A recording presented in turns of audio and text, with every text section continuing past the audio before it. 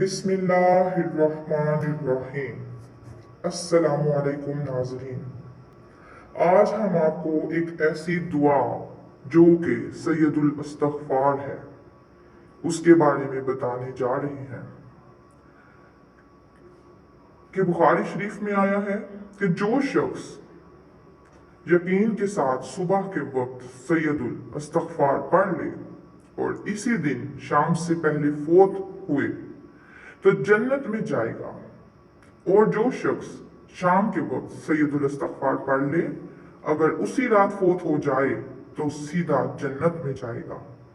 وہ استغفار یہ ہے: اللہم انت ربی لا الہ الا انت خلقتنی وانا عبدک وانا علی عہدک ووعدک ما استطعت اعوذ بک من شر ما صنعت ابوء لک بنعمتک علی وابوء بذنبی فاغفر لی فإنہ لا یغفر الذنوب الا انت۔